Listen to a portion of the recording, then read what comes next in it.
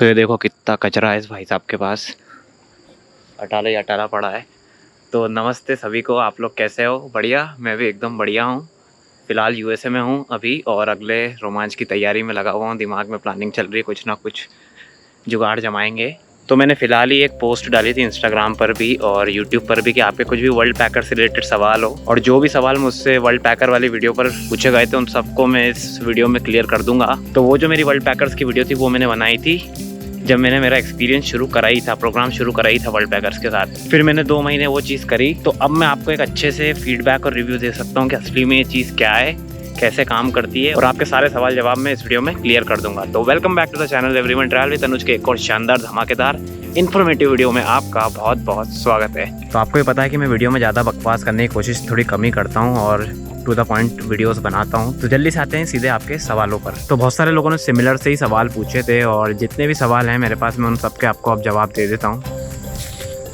तो पहला सबसे ज़्यादा कॉमन पूछा गया सवाल था वीज़ा का। तो वीज़ा कौन करता है, वीज़ा कैसे लेना है? तो पहली बात, वीज़ा आपको खुद को करना है। कुछ केसेस में आपको इनविटेशन लेटर्स भेज सकता है होस्ट, वो होस्ट टू होस्ट डिफर करता है। कुछ होस्ट भेज देते हैं, कुछ होस्ट भेजते नहीं है। मैं मेरी खुद की बताऊं तो यूएसए से पहले मेरा प्लान था स्विट्जरलैंड जाने का। पहला प्रोग्राम जिसमें मुझे एक्सेप्टेंस मिली थी वो स्विट्जरलैंड का था, पर उस बंदे ने इनविटेशन लेटर के लिए हाँ भी कर दी थी, पर उसने वो इन्विटेशन लेटर कभी भेजा ही नहीं और एक समय में मेरे मैसेजेस का जवाब भी देना बंद कर दिया। तो फिर मुझे ऐसे प्रोग्राम में जाना भी नहीं था जहाँ पे होस्ट से कम्युनिकेशन ही बहुत कम हो जाने से पहले, फिर बाद में 12 बज सकती है। फिर दूसरा मैंने प्रोग्राम अप्लाई करा था चेक रिपब्लिक में, मेरा एक्सेप्टेंस हो गया था, पर वहाँ पर इनविटेशन लेटर की भी हाँ कर दी थी, अच्छा कम्युनिकेशन भी था, पर उस समय कोविड का ही समय था, चीन धीरे धीरे खुल रही थी तो एम्बेसी बंद थी चेक रिपब्लिक की, तो वहाँ का भी काम हो नहीं पाया। फिर मैंने सोचा कि यार अभी तो चीज़ें ख़राब है, अभी ट्रैवलिंग के लिए सही समय नहीं है। ये मैं बात कर रहा हूँ इनिशियल, मतलब 2022 जब शुरू हुआ था तब की। तो फिर मेरे पास यूएस का visa. Are you talking with me? Okay, sorry. मुझे लगा मुझसे बात कर रही हैं। फिर तीसरा मैंने उन्हीं कंट्रीज़ में अप्लाई करा जहाँ वीज़ा चाहिए ही नहीं, या तो या वीज़ा खुला है या यूएस, क्योंकि यूएस का वीज़ा मेरे पास पहले से ही था।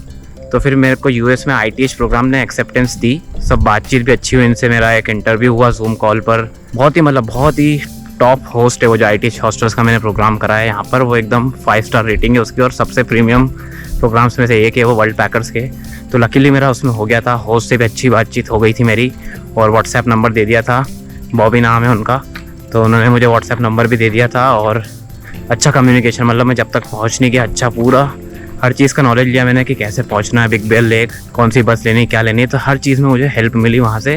तो वीज़ा का यही सीन है कि आपको खुद को करना है। और एक और बात, आप वर्ल्ड पैकर्स प्रोग्राम बताकर वीज़ा के लिए अप्लाई नहीं कर सकते हो, क्योंकि वो आपको वीज़ा देंगे ही नहीं इस चीज़ पे। यूएस पहले ही इंडियंस को वीज़ा देता नहीं है और आपने ऐसी चीज़ बता दी वर्ल्ड पैकर्स, तो उन्हें शक हो जाएगा कि बंदा पैसे ही कमाने जा रहा है यूएस टूरिस्ट वीज़ा के नाम पर, तो आपका वीज़ा रिजेक्ट ही होना है। तो वर्ल्ड पैकर्स का बता के कभी भी वीज़ा के लिए अप्लाई मत करना, मैं यही बोलूँगा, क्योंकि जो भी ऐसी स्ट्रिक्ट कंट्रीज है इंडियन पासपोर्ट को लेकर, यूएस, यूरोप हो गया, तो यहाँ पर अगर आप दूसरी जुगाड़ से वीज़ा ले सकते हो तो ले लो, और कुछ चांस नहीं बचता है तो एक बार ट्राई कर भी सकते हो, पर यूएस में मत करना। उसका एक कारण बता रहा हूँ मैं, क्योंकि एक और आपका बहुत मोस्ट कॉमन सवाल आंसर कर देगा कि वॉलंटियरिंग अलाउड है कि भी नहीं यूएस में। तो देखो, आप ऑन पेपर जाओगे, वेबसाइट्स पर जाओगे, रूल्स पढ़ोगे तो आपको नेट पर यही मिलेगा कि अलाउड है, 100% लीगल है। मुझे भी यही लगता था और है भी सही। पर मैं आपको एक हमारे हॉस्टल का इंसिडेंट बताता हूँ। एक बंदी थी फ्रांस से, वो आने वाली थी वॉलंटियरिंग करने, कौन से महीने में, अराउंड मई एंड में आने वाली थी वो, बिग बेल लेक में ही। तो वो आ भी गई, मतलब यूरोपियंस को तो वीज़ा भी नहीं चाहिए 3 महीने तक। उसने इमिग्रेशन पे बोल दिया oh I am here to work with ITH hostels, और सब बता दिया उसने कि मैं वर्ल्ड पैकर्स की वॉलंटियरिंग वगैरह करने आई हूँ यहाँ पर। तो आप मानोगे नहीं उसके साथ क्या हुआ, उसको तुरंत रिपोर्ट कर दिया। वो अगर इतना सा भी बोल देती ना कि मैं बस ट्रैवल करने आई हूँ और 1-2 दिन की डमी बुकिंग बना लेती होटल की, थोड़ा स्मार्ट आपको बनना पड़ेगा इस चीज़ में। कहने को तो वॉलंटियरिंग लीगल है, पर आप इमिग्रेशन पे ऐसे बोलोगे कि मैं वर्ल्ड पैकर के साथ वॉलंटियर करने आया हूँ तो उनको सीधा ही शक होगा कि ये काम करेगा, क्योंकि यहाँ पर बहुत सारे लोग इलीगली काम कर रहे हैं टूरिस्ट वीज़ा पर, और बहुत सारे लोगों के पास तो वीज़ा भी नहीं फिर भी काम कर रहे हैं। तो यूएस में पैसा बहुत है इसलिए लोग काम करने बहुत ज़्यादा आते हैं, इसलिए इमिग्रेशन को भी थोड़ा शक होता है। सोच लो उसका यूरोपियन पासपोर्ट था फिर भी उसको डिपोर्ट कर दिया, तो इंडियन पासपोर्ट पे तो ऐसा बोलना ही मत बिल्कुल। तो हाँ, वॉलंटियरिंग लीगल है ऑन पेपर, पर इमिग्रेशन पे ऐसी बात बिल्कुल मत करना। तो मेरी राय यही रहेगी कि उन्हीं कंट्रीज़ में अप्लाई करो जहाँ पे इंडियंस वीज़ा फ्री हैं। सर्बिया हो गया, अज़रबैजान, कजाकिस्तान, थाईलैंड, बैंकॉक, जहाँ का वीज़ा मिलना बहुत ईजी रहता है, क्योंकि वर्ल्ड पैकर्स हर जगह ही 140 से ज़्यादा देशों में, तो वहाँ के भी आपको प्रोग्राम्स मिल जाएंगे। तो शुरू में तो ऐसा ही करो, और अगर वीज़ा जुगाड़ सकते हो तो आप मोर देन वेलकम हो यूएस यूरोप कहीं भी जाने के लिए, पर बस इमिग्रेशन पे थोड़ा स्मार्टली प्ले करना। अगला सवाल, भाई इंडिया से यूएस जाना और यूएस से इंडिया वापस आने का पैसा हमको ही देना होता है या वो लोग ही देते हैं? वो लोग आपको बस जो उस प्रोग्राम में लिखा है स्टे, फूड और फ्री टूर्स, ये सब जो भी लिखा है वही देंगे। उससे एक भी चीज़ ज़्यादा आपको मिलने नहीं वाली है। वीज़ा के कॉस्ट आपको खुद को देनी है, फ़्लाइट के टिकट्स आपको खुद कराने, और जो भी आपका वहाँ पे इसके अलावा खर्चा होगा, लोकल एक्सपेंसेस, वो सब आपको बियर करने हैं। बस आपको आपकी स्किल्स के बदले में स्टे, फूड और हर प्रोग्राम में अलग अलग चीज़ें, जैसे मेरे में फ्री टूर्स भी थे। मेक्सिको का टूर किया मैंने उनके साथ, जोशुआ ट्री का टूर करा, तो ऐसे टूर वगैरह आपको मिल जाएंगे। मैं चाहता था सैन फ्रांसिस्को भी जा सकता था उनके हॉस्टल में, तो मेरा तो बहुत ही अच्छा प्रोग्राम था। पर जो भी लिखा है प्रोग्राम में आपको उससे ज़्यादा कुछ नहीं मिलेगा। और ये बात करते करते इतनी खूबसूरत जगह आ गया, हर तरफ ग्रीनरी है यहाँ पर। ये शहर में तो वैसे ही बहुत ज़्यादा ग्रीनरी है। इसी ग्रीनरी के सम्मान में अगले क्वेश्चन पे आते हैं। भाई वीज़ा में वर्ल्ड पैकर्स हेल्प करता है क्या, और वीज़ा लगाने का कितना चांस होता है? तो मैंने आपको इस वीडियो में बता ही दिया। पहली बात, कोई मदद नहीं करेगा वीज़ा में आपकी, आपका होस्ट कर सकता है अगर अच्छा होस्ट है। अच्छा बुरा क्या उसमें अगर कर सकता है तो आपका होस्ट आपको इन्विटेशन लेटर भेज देगा ज़्यादा से ज़्यादा। वर्ल्ड पैकर्स कोई मदद नहीं करेगा आपकी। अगला question, bro do they provide a certificate after completion of volunteering project? Yes and no. क्योंकि कुछ जैसे मेरे प्रोग्राम में उन्होंने लिखा है सर्टिफिकेट का, मतलब अभी तक दिया नहीं उन्होंने क्योंकि मैंने मांगा ही नहीं है, पर अच्छी याद आ गई इस क्वेश्चन से मेरे को। उनको मैसेज कर दूंगा मैं अभी, तो मुझे सर्टिफिकेट मिल जाएगा।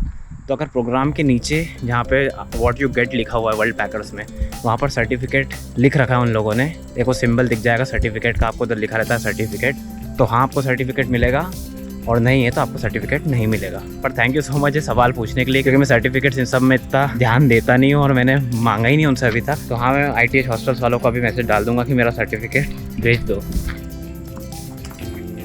अब थोड़ी बैठ के बात कर लेते हैं पास आके। तो अगला सवाल है, भाई कितना खर्चा लगा, और ये लीगल है? तो लीगल और इलीगल तो मैंने आपको समझा ही दिया। और खर्चा कितना लगा, खर्चे की मैं बात करूँ तो यूएसए जैसी कंट्रीज़ में आप वर्ल्ड पैकर्स के थ्रू ट्रैवल कर रहे हो, इवन कैलिफोर्निया में, कैलिफोर्निया मतलब बहुत महंगा स्टेट है, तो आप $300 मिनिमम मानो महीने का। $300 मतलब 24,000 रुपये 80 का रेट हो चुका है। जब मैं आया था 75-76 तब 80 का रेट हो गया, तो 25,000 आप मोटा मोटा मान लो, 25,000 रुपये महीने में आप सर्वाइव कर जाओगे। क्योंकि आप मेरे प्रोग्राम में आपको ब्रेकफास्ट मिल रहा था, डिनर मिल रहा था, फिर बाद बच गया लंच, और आप कुछ खाते हो तो वो बच गया। तो लंच आप ग्रोसरीज ले आना, खुद बनाओ, किचन मिलता है आपको, तो उसमें भी आपका पैसा बच जाएगा। फिर आप अगर ट्रैवल करने आए हो तो फिर आप एक्टिविटीज़ भी करोगे तो खर्चा उनमें ही होता है। जैसे आप मैंने कायाकिंग करी, क्लब में जा रहे हो, आप दोस्तों के साथ उधर घूम रहे हो, तो वहाँ खर्चा होता है। अब देखो पैसा बचाना भी एक स्किल होती है। कुछ लोग चाहें तो $100 महीने में भी सर्वाइव कर सकते हैं, पर मैं फिर भी एक अच्छी लाइफ के हिसाब से मैं आपको बता रहा हूँ कि आ रहे हो तो $300 मिनिमम मानो, फिर ज़्यादा की तो कोई लिमिट नहीं। तो $300 पर महीने पे आप अच्छे से यहाँ पे वर्ल्ड पैकर्स में 1 महीने सर्वाइव कर जाओगे, जो कि मेरे हिसाब से कोई ज़्यादा नहीं है। अगर आप इतने, तो मतलब बेंगलोर मुंबई में इससे ज़्यादा खर्चा हो जाता है। अगर आप यूएस जैसे कंट्री में, इतनी महंगी कंट्री में, अगर आपको 1 महीने 25,000 पर महीने पे सर्वाइव कर रहे हो तो बहुत बड़ी बात है, और वो बहुत सस्ता हो जाता है। तो $300 आप पर महीने का मान लो। ये फ्लाइट वाइट कुछ भी नहीं बता रहा हूँ इसमें, फ्लाइट आपको खुद करनी है, वीज़ा का खर्चा आपका खुद का है। और ये यूएस की बात हो गई। और सस्ती कंट्री जाते हो, तुर्की चले जाते हो, थाईलैंड चले जाते हो, वीज़ा की कॉस्ट भी कम है, फ्लाइट की कॉस्ट भी कम है, और कॉस्ट ऑफ लिविंग भी कम है। तो हो सकता है आप वहाँ पर 15,000 रुपये महीने में ही सर्वाइव कर जाओ, 10,000 रुपये कर जाओ। कहीं कहीं वो डिनर भी देते हैं, लंच भी देते हैं, ब्रेकफास्ट भी देते हैं, टूर्स भी देते हैं, बहुत सारे प्रोग्राम्स ऐसे भी हैं। तो हो सकता है आपका कुछ खर्चा ही ना हो, आपके जो भी शौक है उनका तो खर्चा होगा ही होगा। तो वो आपके ऊपर डिपेंड करता है और प्रोग्राम के ऊपर डिपेंड करता है कि आपका कितना खर्चा होगा। पर अगर यूएस आते हो तो $300 मिनिमम, और कैलिफोर्निया में बहुत सारा टैक्स है चीज़ों पर, तो उसके बावजूद आप इतने में सर्वाइव कर जाओगे। भाई टिकट और वीज़ा कितने का पड़ा?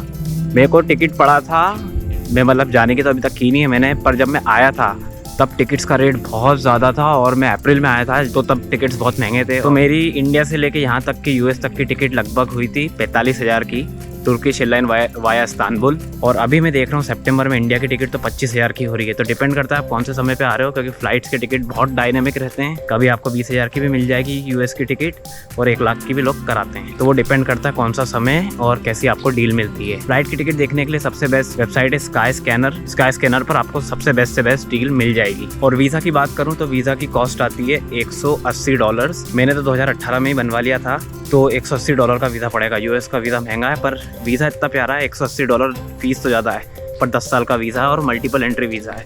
तो 180 जस्टिफाइड है उसके, क्योंकि आप 10 साल तक यूएस में आ सकते हो।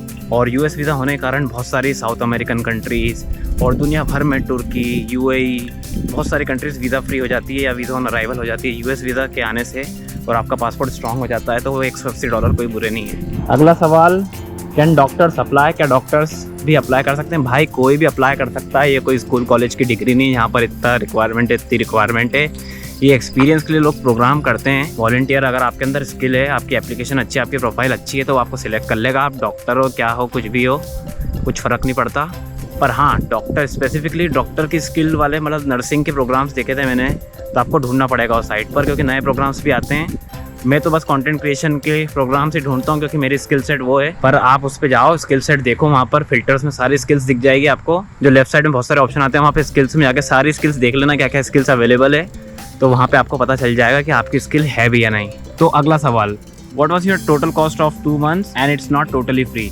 भाई ज़िंदगी में मुझे 10 रुपये प्लेट पानी पूरी के साथ सूखी फ्री मिलती है, उसके अलावा कुछ भी फ्री नहीं है। ये तो मजाक कर रहा हूँ, पर ये वाली बात मजाक नहीं कर रहा हूँ कि ज़िंदगी में कुछ भी फ्री नहीं है। इधर भी आप अपनी स्किल्स दे रहे हो और उसके बदले में आपको चीज़ें मिल रही है, तो आप काम कर रहे हो, ना कि आपको फ्री में मिल रहा है। तो हर चीज़ की ज़िंदगी में कीमत चुकानी पड़ती है। वो आप या तो स्किल्स एक्सचेंज करो, या अपना डेटा दो, या पैसे दो। इनफैक्ट ये वीडियो भी फ्री नहीं है, आप इस वीडियो के बीच में एड्स देखते हो जिससे मुझे रेवेन्यू मिलता है। तो कुछ भी ज़िंदगी में फ्री नहीं है। So does this volunteering program, मतलब इस वॉलंटियर प्रोग्राम में आप स्किल्स दे रहे हो, तो इसको फ्री मत बोलना आपको, और ये सोचना भी मत कि आपको फ्री में मिल रहा है। आप काम कर रहे हो उनके लिए, इसलिए आपको मिल रहा है। तो ये वाला माइंडसेट बिल्कुल मत रखना। खुद आपके अच्छे के लिए बोल रहा हूँ कि आपको फ्री में चीज़ें मिल रही है, फ्री में कुछ नहीं मिल रहा है आपको। तो यहाँ पर भी आप काम कर रहे हो जिसके बदले में आपको ये सब बेनिफिट्स मिल रहे हैं। तो ऐसा बिल्कुल भी नहीं है कि आपको ये चीज़ फ्री में मिल रही है, आप अपने स्किल्स को एक्सचेंज कर रहे हो उन सारे बेनिफिट्स के लिए। और इस कमेंट में एक और सवाल था कि मेरे 2 महीने में कितना खर्चा हुआ। तो मेरा जो 2 महीने का खर्चा हुआ सिर्फ वॉलंटियरिंग और इस प्रोग्राम से रिलेटेड कैलिफोर्निया में, वो था अराउंड $500 और $600 पर मंथ, क्योंकि मैं एक्टिविटीज़ भी बहुत करी। मैंने व्हेल वॉचिंग टूर करा, फिर मैंने कायाकिंग करी, और बिग बेयर में बहुत सारी एक्टिविटीज़ करी, सैन डिएगो में बहुत सारी एक्टिविटीज़ करी। तो मेरा इतना खर्चा बैठा। पर मैंने आपको जो 300 बताई वो मिनिमम बताई है। अब मैक्सिमम की कोई लिमिट नहीं है, हर इंसान अपने हिसाब से खर्चा करता है, अपने बजट के हिसाब से खर्चा करता है। तो बचाने वाला बहुत भी बचा लेगा, उड़ाने वाला यूएस में तो कितने भी उड़ा सकता है। $5000 पर महीने भी उड़ाने के लिए कम है। और एक बहुत अच्छी इंटरेस्टिंग बात बताता हूँ, जो मेरा प्रोग्राम था ITH हॉस्टल्स के साथ, तो उसमें ऐसा था कि उनके मतलब कैलिफोर्निया और मैक्सिको में बहुत सारे हॉस्टल्स थे। सैन डिएगो में 3 हॉस्टल्स थे, सैन फ्रांसिस्को में थे, मैक्सिको में थे, बिग बेर लेक में थे, तो जोशुआ ट्री में थे। तो मेरा इतना अच्छा प्रोग्राम था कि मैं इन किसी भी लोकेशंस पर उनके साथ जा सकता था। तो मैंने इसका पूरा फ़ायदा उठाया। मैं बिग बेर लेक में था, जोशुआ ट्री गया, फिर मैं सैन डिएगो के बीच वाले हॉस्टल पर आया, फिर मैं सैन डिएगो के डाउनटाउन वाले हॉस्टल पर आया, फिर मैं मैक्सिको टूर पर गया, जहाँ पर मैं उनके मैक्सिको के हॉस्टल में रुका था 2-3 दिन। तो अगर आपको ऐसा इतना शानदार प्रोग्राम मिल जाता है तो आपके मज़े हो जाएंगे। मतलब आपको इतनी सारी जगह घूम सकते हो आप। तो मैं थोड़ा ज़्यादा समय देना पसंद करता हूँ एक जगह पर आजकल, जाके अच्छे से एक्सप्लोर कर सकूँ लोगों से मेरे साथ कुछ। पर इस बार मैंने कुछ ज़्यादा रश नहीं किया। पर यदि आप रश करो और बहुत ज़्यादा एक्सप्लोर करना चाहते हो तो आप बहुत सारा घूम सकते हो। अगर आपको इतना अच्छा प्रोग्राम मिल जाता है ऐसे हॉस्टल का या कहीं और का जिनकी बहुत सारी लोकेशंस पर प्रॉपर्टी है, तो आप इतनी सारी जगह घूम सकते हो उनके साथ। मतलब ये टूर अगर मैं खुद के पैसे से करता था यूएस में, अगर मिनिमम से मिनिमम भी चले जाऊँ मैं, तो $45 से कम का कहीं भी आपको हॉस्टल नहीं मिलेगा। तो 2 महीने का जोड़ लो आप, 45, 1200, $2400 का तो स्टे ही हो गया। फिर मैक्सिको का टूर करके आया मैं, सैन डिएगो गया, जोशुआ ट्री गया, बिग बेर लेक गया। तो इतनी सारी चीज़ें मैंने उनके साथ करी, कायाकिंग भी कराते हैं वो लोग। और यही सारी चीज़ें अगर मैं खुद के पैसे से करता 2 महीने यूएस में कैलिफोर्निया में, तो मिनिमम $5000 कहीं नहीं लग रहे। इतना महंगा पड़ता मुझे यूएस। 5000 भी नहीं, और मैं तो 10 बोलूँगा, क्योंकि मुझे खाना भी मिल रहा था। और यहाँ पे एक मील की बात करूँ तो बहुत महंगी है बाहर। मतलब आप $10 से कम में आप कहीं नहीं खा सकते। 10, 12, 15 बहुत मिनिमम रेट है यहाँ का। Bro I am a photographer, should I try this? बिल्कुल भाई, फोटोग्राफी कंटेंट क्रिएशन के लिए तो बहुत सारी अपॉर्चुनिटीज़ हैं, क्योंकि आजकल सोशल मीडिया के लिए हर इंस्टीट्यूट को ऐसा बंदा चाहिए जो सोशल मीडिया संभाल ले उसका। तो थोड़ी स्किल्स डेवलप कर लो, थोड़ा अपना पोर्टफोलियो बना लो, और फिर आप अप्लाई करो तो बेटर रहेगा। जितना अच्छा आपका प्रोग्राम चाहिए उतना अच्छा पोर्टफोलियो बनाओ, उतनी अच्छी एप्लीकेशन डालो उनको। तो वो हर कोई को तो देंगे नहीं, ऑब्वियसली उनके रिसोर्सेज जा रहे हैं, उनकी चीज़ें जा रही है, तो हर कोई को देंगे नहीं। अगर आप में स्किल्स है, आपकी पोर्टफोलियो बढ़िया है, तो आपको ऐसे प्रोग्राम्स मिल जाएंगे जैसा मुझे मिला था। अगला सवाल और बहुत ही इंटरेस्टिंग सवाल है, can I find job during my world packers journey? हाँ और ना, बहुत ही ट्रिकी क्वेश्चन है, बहुत ही उलझा हुआ जवाब दूंगा मैं इसका। तो जो हमारा हॉस्टल था ITH हॉस्टल, उसमें ऐसा था बहुत सारे जिन लोगों को परमानेंट जॉब मिल गई है वो एक समय में वॉलंटियर्स ही थे। तो अगर आप अच्छा काम करोगे तो आपको जॉब भी मिल सकती है, पर वही है कि वो इलीगल जॉब रहती है, मतलब इंडियंस के लिए। जैसे अगर मुझे जॉब मिल जाती वहाँ पर तो मेरे पास टूरिस्ट वीज़ा है, मैं उस पर काम नहीं कर सकता, तो हर चीज़ कैश में होती और वो इलीगल है, मतलब आप पकड़ा गए तो आप डिपोर्ट हो जाओगे और आपका वीज़ा परमानेंट कैंसिल हो जाएगा। तो मैं बिल्कुल सजेस्ट नहीं करूँगा ऐसी चीज़ करना। लीगली उनसे पेपर वर्क ले लो, H1B वीज़ा के लिए अप्लाई कर दो जो वर्क वीज़ा है, फिर आप काम करो तो हाँ आपको जॉब मिल सकती है। पर टूरिस्ट वीज़ा पर काम मत करना क्योंकि वो इलीगल है। पूरी प्रोसेस करके वर्क वीज़ा के लिए अप्लाई कर देना, मिल जाता है तो रह जाना, नहीं मिलता तो बैक टू इंडिया। और बात रही कहीं और जॉब ढूंढने की, रेस्टोरेंट में, मैकडोनल्ड्स में या कहीं भी किसी भी कंपनी में, तो हाँ लोग करते हैं ऐसा, इलीगल है। पर बहुत तोड़ू लोग मिलेंगे आपको वॉलंटियरिंग में, स्पेन से, यूरोप से, साउथ अमेरिका से, जो इतना पैसा छाप रहे हैं यहाँ पर टूरिस्ट वीज़ा पर। कैसे? मैं बिल्कुल सजेस्ट नहीं करता हूँ ये चीज़ें करना। जेल भी जाते हैं, कुछ लोगों को डिपोर्ट भी कर दिया जाता है। तो मुझे एक बंदा मिला था सैन डिएगो में, वो यूरोप में कहीं का था। तो आपको बहुत सारे ऐसे वॉलंटियर्स मिलेंगे जो नकली ग्रीन कार्ड बनवा लेते हैं, $150 $200 में बन जाता है, और उस ग्रीन कार्ड से वो काम करते हैं। फिर वो दिखने में एकदम सेम रहता है, मैंने देखा भी है, पर उससे वो काम करने लग जाते हैं यहाँ पर। और वो बस लक की बात है, जिस दिन आप धरा गए उस दिन आपको जेल भी हो सकती है, डिपोर्ट भी कर सकते हैं, कुछ भी हो सकता है। तो ऐसी चीज़ बिल्कुल मत करो, लॉन्ग टर्म प्लान करो तो बढ़िया है। अपन एक एक्सपीरियंस लेने आए, जॉब ढूंढने के पर्पज़ से नहीं आए, और आए हैं तो एक प्रॉपर तरीका होता है जॉब ढूंढने का भी। जैसे मैंने वो आपको हॉस्टल वाला बताया था कि वर्क वीज़ा के लिए अप्लाई करो अगर आपको जॉब दे रहे हैं तो। पर ऐसे इलीगली भी लोग जॉब करते हैं और उनका रहना खाना ये तो स्पॉन्सर हो जाता है वॉलंटियर से, और जो भी बाकी का फ्री टाइम मिलता है उसमें वो जॉब करके पैसा भी कमा लेते हैं। और इतना कमा लेते हैं कि 20 दिन काम करा और $2000, इतना ज़्यादा पैसा मिलता है यहाँ पर।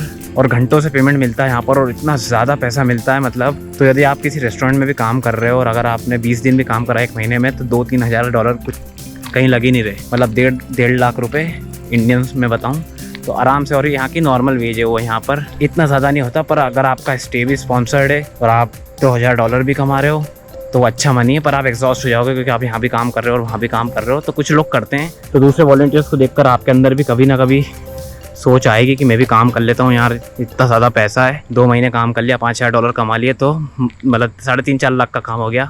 पर लोग तो बहुत कुछ करते हैं यहाँ पर, हर चीज़ अपने को करनी नहीं है। लोग बिना पासपोर्ट वीज़ा के भी घुस जाते हैं यहाँ पर और काम करते हैं। तो ये गलत काम से बिल्कुल दूर रहना, दूसरे कर रहे हैं तो जय श्री राम, हम तो दूर हैं इन सब चीज़ से। तो ये चीज़ कभी मत करना। पता नहीं कहाँ घूम रहा हूँ, जब मैं US आया था मेरे पहले दिन भी यहीं कहीं घूम घूम के वीडियोस बनाई थी। अच्छा लगता है, मतलब घर पे एक जगह बैठ के मैं आपको इन्फॉर्मेशन दूंगा तो बहुत बोरिंग लगेगी। ऐसे चलते चलते मेरी भी फिजिकल एक्टिविटी हो जाती है, अच्छी वॉक हो जाती है और आपको भी इन्फॉर्मेशन इंटरेस्टिंग तरीके से मिल जाती है। तो अगले सवाल पर आते हैं। Bro, I am a working professional, can I do volunteering along with job? अगर आपकी रिमोट जॉब है आप बिल्कुल कर सकते हो, पर आपकी जो शिफ्ट रहेगी हॉस्टल में।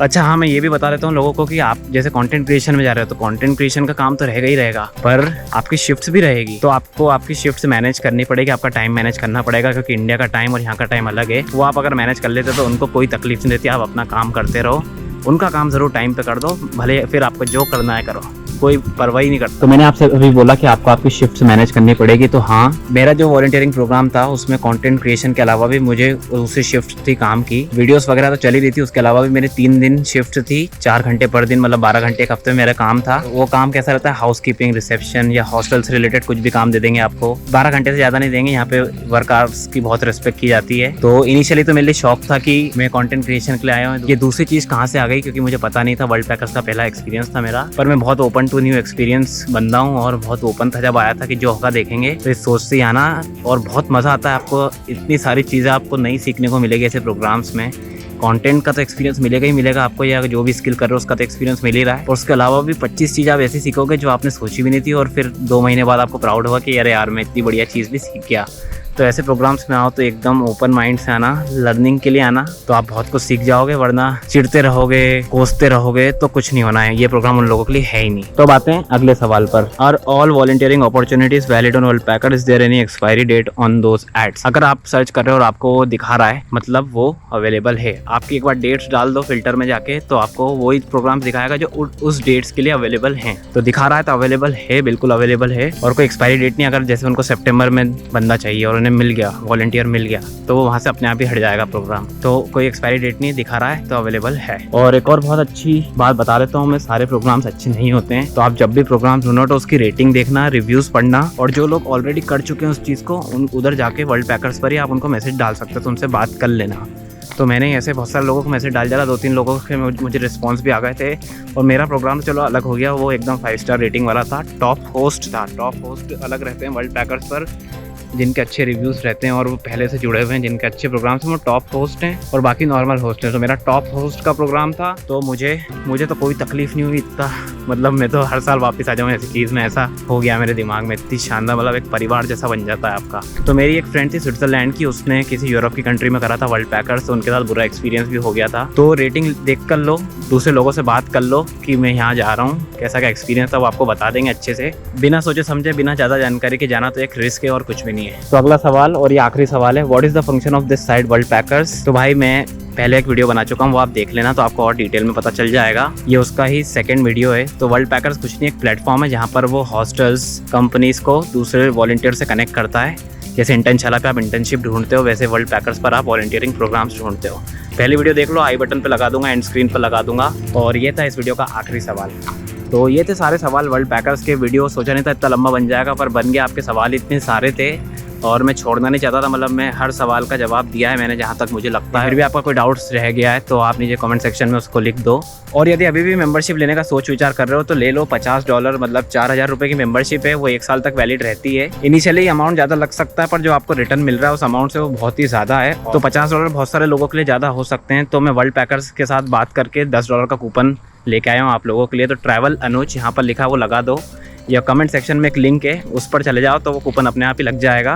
तो आपको $50 का प्रोग्राम $40 में मिल जाएगा मेरे कूपन के कारण। तो ये थोड़ी सी हेल्प मैं मेरे कूपन से आपकी कर सकता हूँ वर्ल्ड पैकर्स के। और ये कोई पेड पार्टनरशिप नहीं है, ये रेफरल प्रोग्राम है उनका। तो मैं इतनी मेहनत से वीडियो वगैरह बना रहा हूँ, तो वर्ल्ड पैकर्स की अगर मेंबरशिप लेते हो तो मेरा कूपन बिल्कुल डाल देना। तो यदि आप अभी भी मेंबरशिप लेने का सोच ही रहे हो तो मैं बोलूँगा कि ले लो, क्योंकि एक अच्छा सा एग्जाम्पल देता हूँ। लोग बोलते हैं कि जब मौका लगेगा तब पासपोर्ट बनवाएंगे। मैं सोचता हूँ कि पासपोर्ट बनवा लो ताकि मौका लगे। तो वही इस चीज़ में लागू करो कि जब जाना है तब मेंबरशिप मत लो, मेंबरशिप ले लो ताकि जाने का मौका लग जाए। 3200 रुपये में आपको दुनिया घूमने का और इतना अच्छा एक्सपीरियंस लेने का मौका मिल रहा है, तो ले लो। और 1 साल तक वैलिड है, तो पूरे साल में आप कितने प्रोग्राम्स में अप्लाई कर सकते हो। और उस मेंबरशिप के साथ एक इंश्योरेंस भी मिलता है आपको वर्ल्ड पैकर्स का। और वो इंश्योरेंस कैसे काम आता है, एक तो वो इंश्योरेंस सच में काम का है। एक मेरी फ्रेंड है यूरोप की, उसके साथ कुछ वर्ल्ड पैकर्स में कुछ हो गया था, होस्ट वगैरह के साथ लफड़ा हो गया था, वो रैंडमली बिना पता करे चली गई थी प्रोग्राम में। तो वर्ल्ड पैकर इंश्योरेंस ने उसको €200 दिए थे घर फ्लाइट से वापस जाने के लिए। तो वो इंश्योरेंस में वो पैसे दे देते हैं अगर आपका रीज़न वैलिड है। तो आप जो भी कर रहे हो सब इंश्योर्ड है, वो सब तो नहीं, पर जितना भी आपको वर्ल्ड पैकर्स मदद कर सकता है वो आपकी मदद कर देगा। तो $40 कोई बुरे नहीं है, आप ले लो वर्ल्ड पैकर्स का। लेते हो तो मेरा कूपन भी डाल दो, मेरा भी भला हो जाएगा, आपका भी भला हो जाएगा। तो वर्ल्ड पैकर्स की मेंबरशिप ले लो, अच्छी से प्रोफाइल बना लो और एप्लीकेशन भेजना चालू कर दो। और यदि आपको प्रोफाइल बनाना नहीं आ रहा और चाहते हो कि मैं एक वीडियो बना दूँ प्रोफाइल कैसे बनाते हैं उन चीज़ों पर, तो मुझे कमेंट्स में बता देना, मैं वो वीडियो भी बना दूंगा आपके लिए। तो इस वीडियो को तो करता हूँ मैं यहीं एंड। अगर वीडियो पसंद आई, आपके डाउट्स सारे क्लियर हो गए तो लाइक कर दो, शेयर कर दो अपने दोस्तों के साथ जो ऐसे प्रोग्राम्स करना चाहते हैं। नीचे कमेंट्स में आपके जो भी कुछ सवाल और हैं वो लिख दो, मैं उन्हें भी क्लियर कर दूंगा। और हमेशा की तरह सब्सक्राइब करो ट्रैवल विद अनुज को, क्योंकि मैं आपके लिए ऐसे वीडियोस लाता रहूँगा। तो फिर होगी नई जगह, नया रोमांच और नया सफ़र। तब तक के लिए अलविदा। और अपनी मैक्सिको सीरीज़ तो चली रही है, तो उसके भी बहुत अच्छे वीडियोस आ रहे हैं, तो उसको भी चेकआउट करना मत भूलना। Bye bye.